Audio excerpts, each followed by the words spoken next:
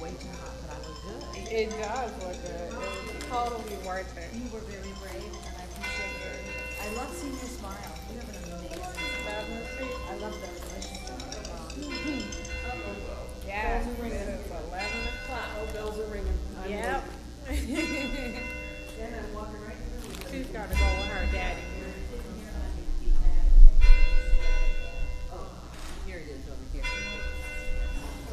Glad to see you. Glad to see you, darling. Where is he?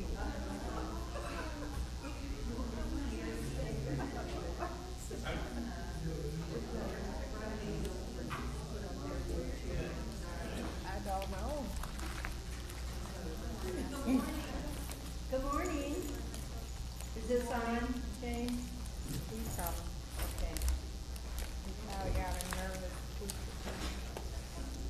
I'm giving a few minutes for people to filter in.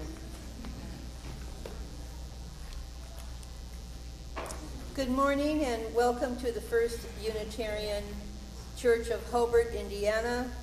My name is Gail and I serve the church community by serving on the worship team.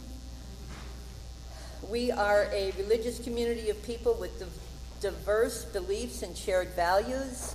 Our diverse beliefs are expressed in our 6 sources, and our shared values are expressed in our 7 principles, both of which can be found online. Together, we strive to grow spiritually, build community, and live our values in the world. We are currently in search of a full-time minister, and when we do not have a minister in the pulpit, we invite members or guests to share special messages with us. This is one such Sunday. We are fortunate today to hear from Taletta Wilson. She comes to us as a member of the of the Unitarian Church of Park Forest.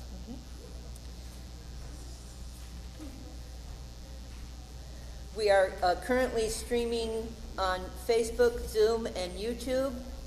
Our service is recorded and will be made available for future viewing on Facebook and YouTube and the church website.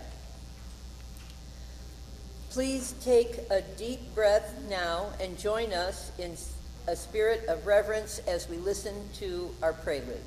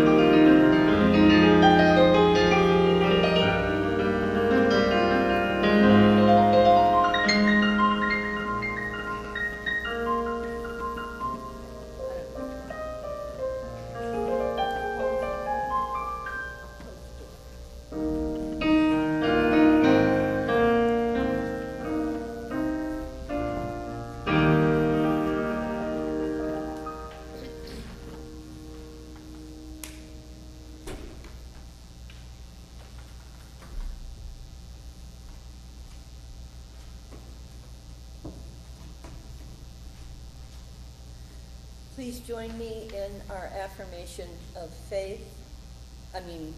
In lighting the chalice. Please join me in lighting the chalice. The words should be on the screen.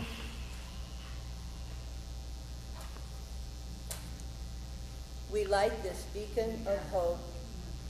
Gather this hour as people of faith, with joys and sorrows, gifts and needs.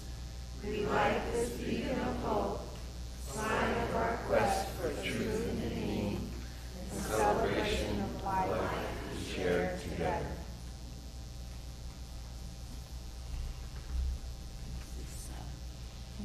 An opening word? Okay. I'm here with the opening words. and which is, equality harms no one, but instead empowers, energizes, and heals everyone. Our hymn today will be Make Channels for Streams of Love, number 299 in your hymn book. Please arise as you're willing and able. Number 299.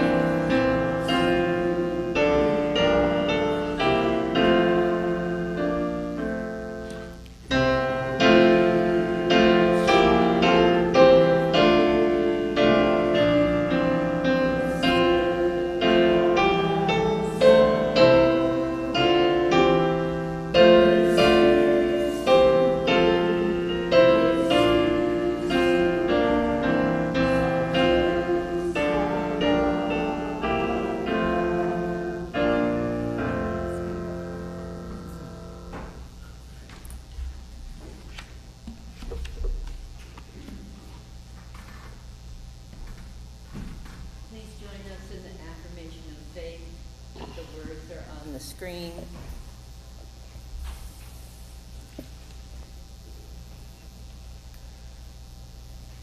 Love Is the doctrine of this church. The quest for truth is sacrament. Service is its prayer. And this is our covenant, to dwell together in peace, to seek the truth in love, and help one another. Please take a moment to greet your neighbor.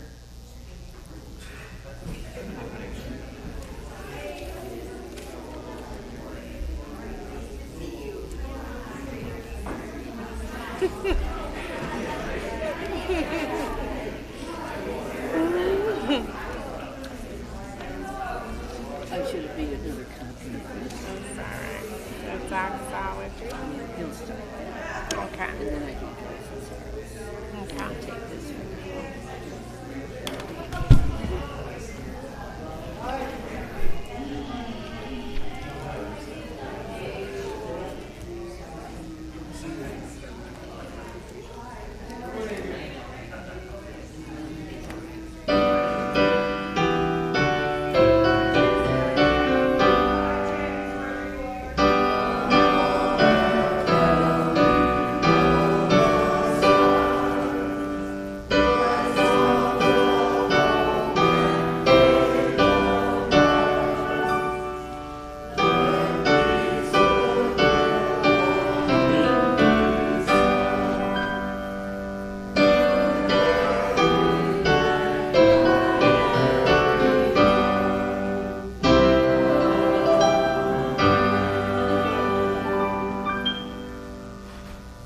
You may be seated.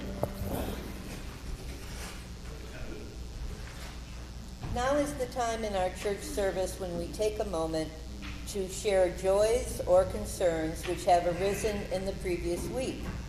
We believe that a joy shared is expanded and that a burden shared is lessened.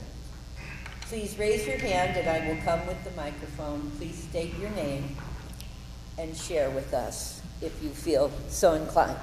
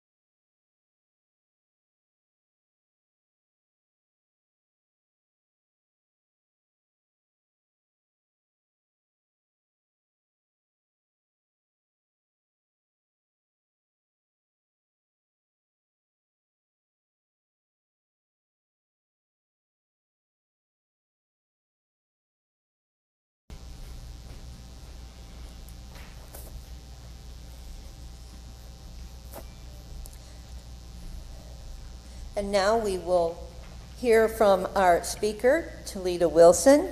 Thank you.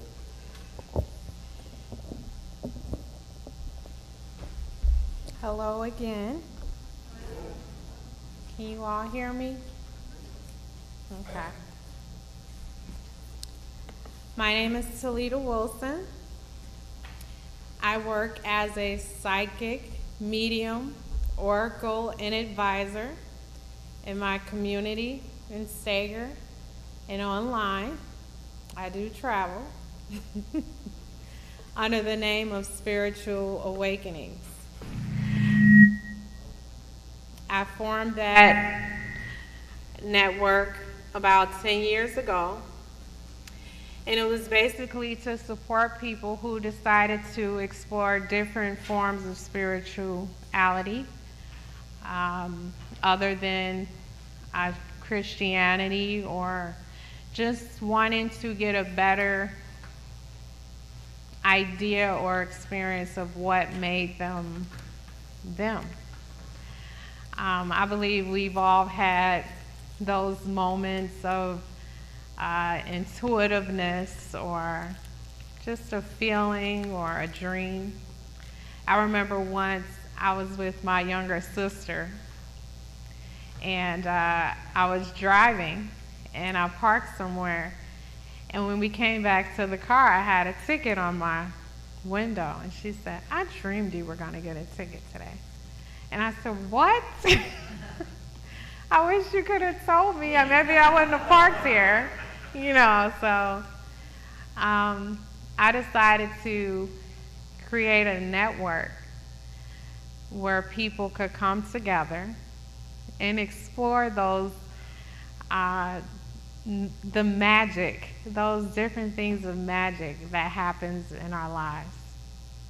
And 4 years ago, I mentored 3 people, and we decided to form what we call the Gifted Alliance, where we all focus our individual strengths and abilities to work to help and assist people on their mental, physical, and spiritual journey. I'm very proud because we just launched this June, and that was the month I turned 40 years old. So it's very exciting. So just to tell you a little bit about the group, we have Jordan, and she works with what people call shadow work, or your inner demons, or the difficult emotions and maybe traumas that you may have experienced that you may feel hold you back. So she goes along that journey with you to help you with that. And then we have Demond, and he works specifically on your psychic and intuitive abilities that many people are not even aware that they may have. And then we have Tashina. She's our mediumship channeler, and she works on connecting people with their spirit guides and loved ones to receive important messages that you can continue to have to help you along your journey. And finally, it's me, and I am what we call our subconscious analysis assistant. And what we do together, we go through a series of questions and visualizations, and we abstract symbolism that helps us communicate with your subconscious state. A lot like if you were in a dream. So it's a very interesting experience, but there are 2 questions that I usually start off with to warm things up. And the first question is, what if there was one thing that the whole world could know about you in an instant? If you could say anything about yourself that you could communicate with the entire world about who you are, what would it be? And the number one answer, two main answers, is that I'm a good person, and in some capacity, I love everyone. It's either I love everyone, or I love a group of people, or I love my family. Those are the two main answers that people give. And I thought that was very interesting, because we live in a world, in a society, where many people don't feel loved. And many people go, we want to be these good people, but we don't always see that in each other. So I started examining my life and my upbringing, and I realized that I'm a person who used the word "I love you" quite a bit. I met my husband 14 years ago, and at the time I was a very devout Christian. So I would pray and pray and pray that God would send me a husband. And I promise you, when I looked into his eyes at church, I just knew he was the man for me. And I joked and said, we're going to get married. And I didn't go around saying that to people. That would make me crazy, but anyway. But 6 months later, we were married, and we've been married ever since. And I've grown to call that love at first sight. And the funny thing is my mom and dad had a similar experience. When they met, about 50 years ago, they believed that they were meant to be. And every day, my father would call her on his lunch break. I would hear her talking on the phone. And he would tell her that he loved her. And they told us they loved us regularly. And that went on for over 40-something years until he passed a few years ago.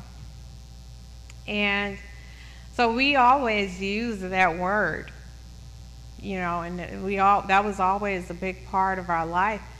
And they were always very kind to me, and they fed me, bought me toys, and it was 8 of us, 8 children, so it was 10 of us in the house.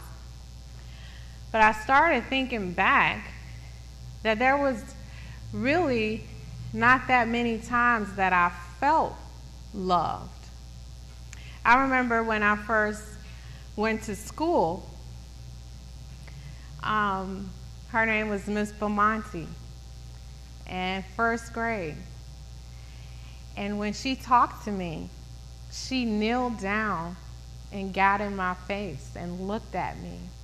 How many teachers do that? And we have a teacher who do that? Because she came and she said, "Hi, Taletta," and she looked me in the face, and I never experienced that before.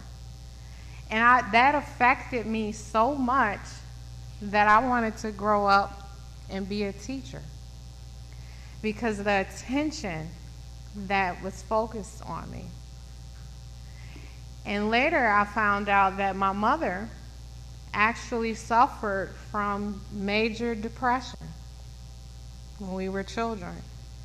And she told me later that many times she didn't even want to live. And as a middle-aged person, I found myself struggling with major depression. In a home with the love of my life, my beautiful children, there I was, depressed. And a couple of years ago, that depression got so severe that I ended up calling the police or the emergency to come and get me to be hospitalized. And there, of course, I was diagnosed with major depression. And I stayed there for an entire week. And that first few days, I cried and I cried and I cried. But it was tears of healing because people were actually focused on me. They asked me, did I need anything? I remember a nurse asked me, she said, do you need anything? Do you need water? And I just burst into tears. Because just having that environment where people were focused on making me feel okay and well and safe created such a transformation in my life beyond what I could ever imagine. And that's when it hit me. And that's why the name of my service or sermon today, is it really about love? Or is it more important? Is it really about being a good person? Or is it more important on how we make each other feel on a day-to-day basis? A lot of us have and do get up for work every day. We raise our children. We make them brush their teeth. We sacrifice. We struggle. But many times, or how many times do we go out of our way or make it our way to make each other feel loved? And I found out that there is a very big difference. My 15-year-old son, I recalled a situation where he was playing his favorite video game. And I said, did you brush your teeth today? He said, Mom, not now. I'll do it later. I'm busy. And I said, I don't care if you're busy. Get up and go brush your teeth. Because I'm thinking, I love him, and I don't want him to be 30 years old with no teeth. So he said, oh man, he gets up. But in that moment, what did I truly communicate? I don't care if you're busy. Get up and brush your teeth. And that's the missing link. I think that many of us, where we're missing the mark. Because we have these responsibilities, we have these drives and ambitions, the life that we want for our children, our relationships, but we don't take into account to how we make each other feel on a day-to-day basis. I have a huge flag on my in front of my house. It made my husband cringe because I even had a spotlight. But it says, there's no hate here in our home. And it has, LGBT, Black Lives Matter, the American flag. And those concepts are wonderful. But what am I doing on a day-to-day basis to make people feel loved and welcomed? When I see my neighbor and I pretend I don't see them, so I don't feel like talking to them, or, you know what I'm saying? So how we make people feel is way more powerful and way more influential than any other thing we can offer.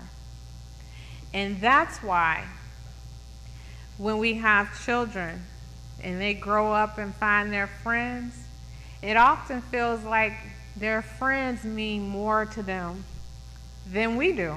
And we call it normal. But that's not it. While I'm at home telling my son, I don't care how you feel, his friends are saying, hey man, how you doing? What you want to do today? The difference is how his friends are making him feel versus how I am. That's the key. When I first found out about Unitarian Universalist Church, I found it on a website. And they were talking about love and everybody's welcome and we do yoga and meditation and I'm like, yay! And I went, I dragged my whole family, like, let's go, this is the place. And and it was cool. It was nice. And, you know, people came to me, and I made friends and things like that. But one day, we went to, like, a training. They were doing, like, a training class for, like, speaking and doing sermons and stuff at the castle. And they call it the castle, because it do look like a castle. Where was it? Beverly. Mm-hmm. And one of the guys there, he came too. And we were all sitting at the table, and we were all talking about different ideas of what we could do, you know, our sermons on. And he just happened to be sitting right directly in front of me. You know, it was in a square. And he said, well, I used to be in the KKK, and I want to do a sermon on that. And when he said it, all of a sudden, I realized I'm the only black person here. I'm surrounded by a bunch of people that are my color. And I felt extremely isolated, afraid, and terrified. I laugh now because ever since that moment, he couldn't get rid of me. I became his buddy. Like, wherever he sat, I would sit with him in the service, and we actually became friends. But the thing was, whatever he meant by that, he didn't take into account on how that would make someone like me feel. So even though we have these statements that we're all about love, we're all about celebration, and I don't doubt that we're not.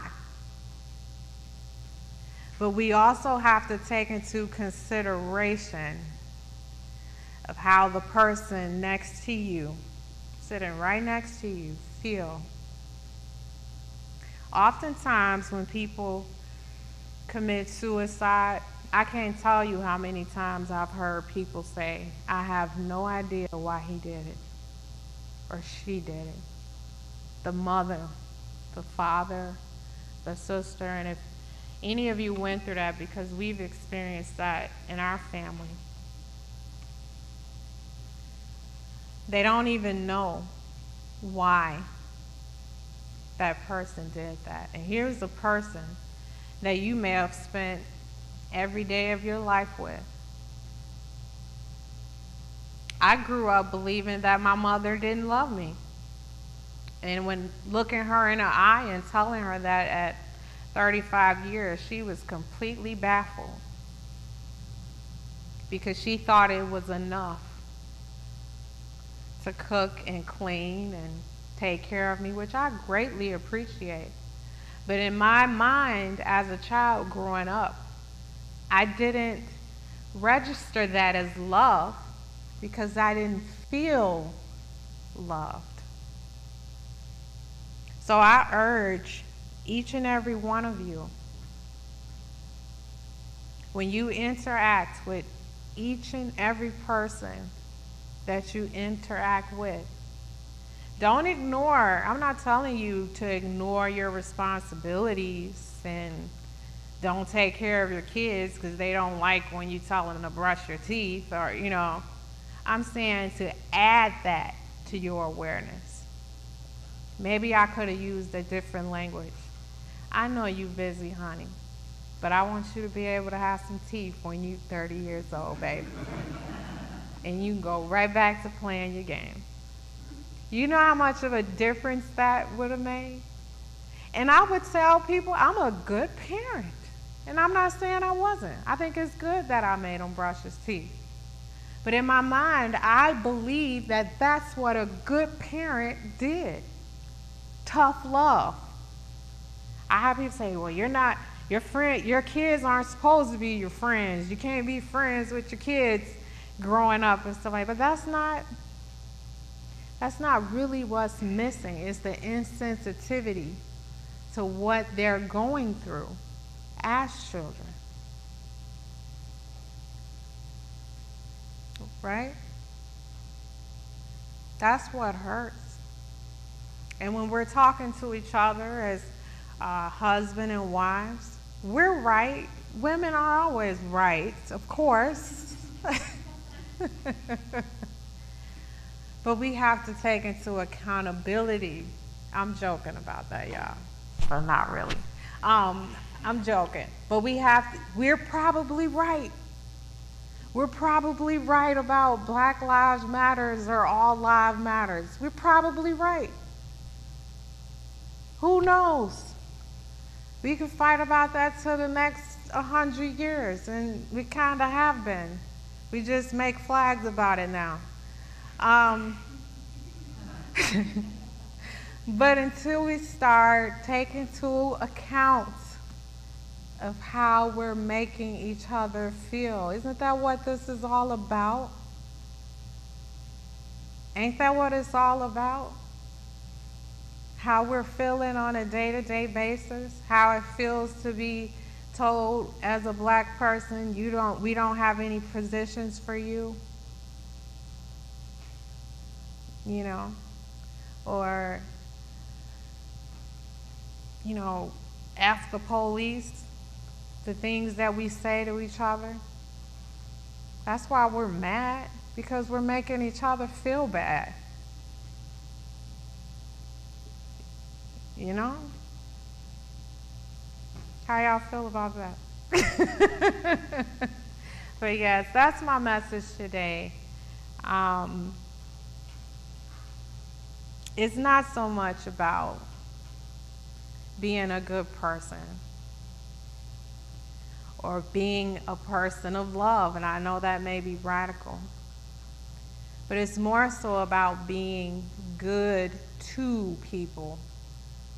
Maybe if you took more time, if we took more time, if I took more time to care about and consider how I was making a person feel, maybe that will be the natural response that people see you as a good, loving person. And we don't have to worry about being good. Just be human, be kind, be decent, and be aware, be intentional about making people feel exactly the way you feel about them. Thank you.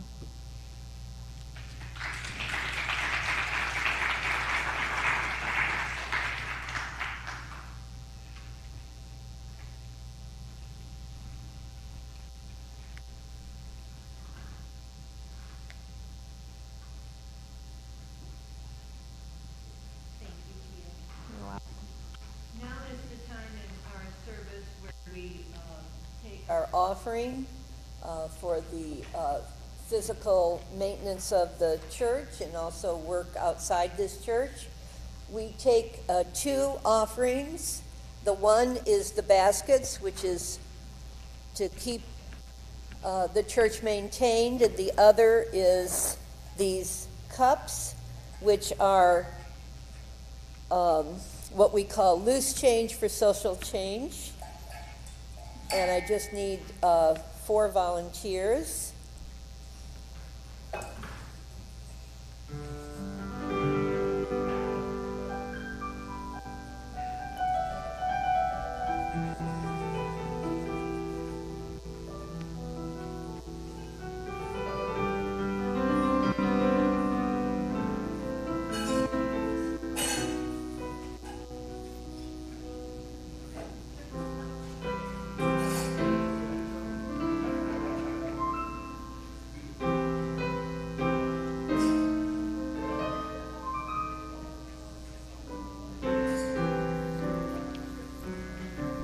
After the closing words, after the closing, you do your closing words.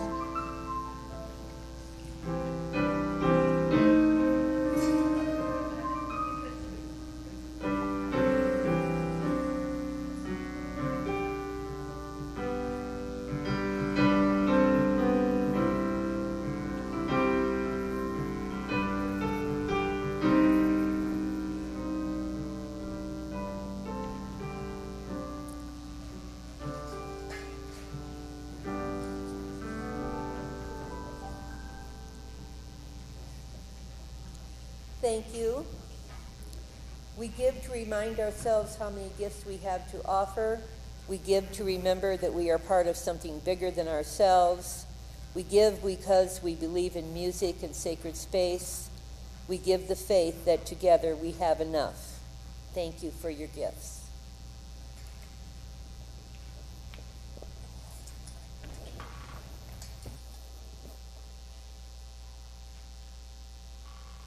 And if you are willing and able, and we will have the closing hymn, which is number 6, just as long as I have breath.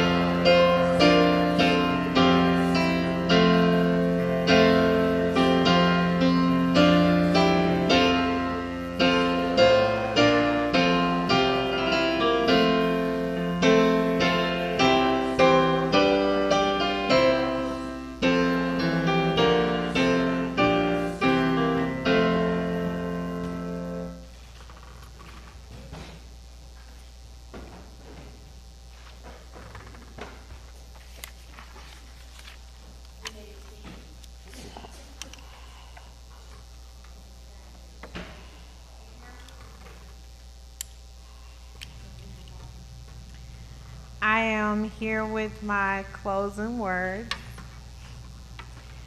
and it comes from the quote, "End of Mice and Men."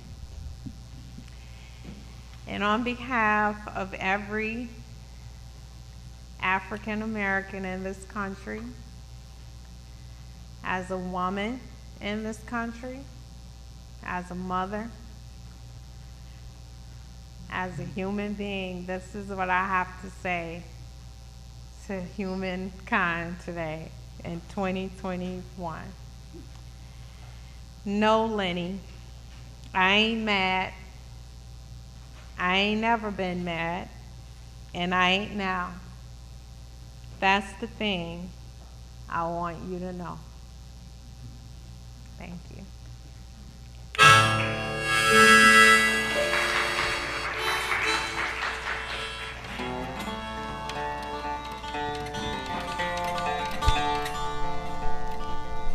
One wondrous love is this, oh my soul, oh my soul. What wondrous love is this, oh my soul. What wondrous love is this that brings my heart such bliss and takes away the pain of my soul. Of my soul, takes away the pain of my soul.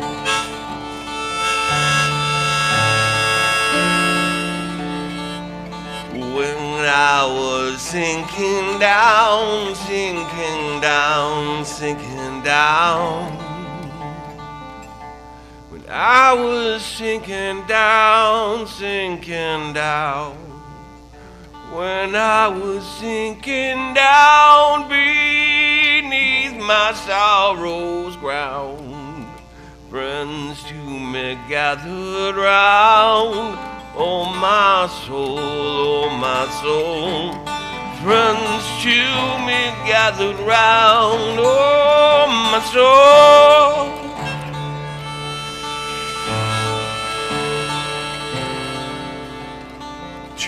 Love and to all friends I will sing, I will sing. To love and to all friends I will sing. To love and to all friends who pain and sorrow mends, with thanks until the end I will sing, I will sing. Thanks until the end I will sing.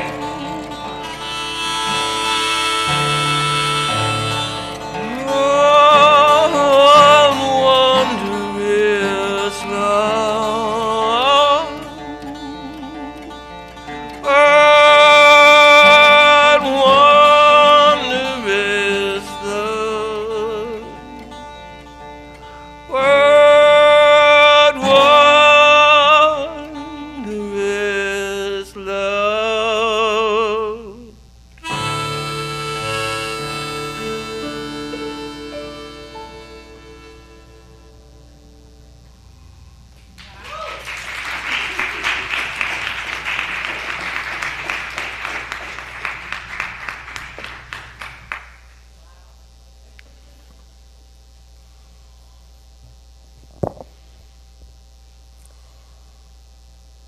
Please join me in extinguishing the chalice. The words are on the screen. We extinguish this flame, but not the light of truth, warmth of community, fire of commitment. These we carry in our hearts until we are together again. Please join us in the parish hall for conversation and condiments.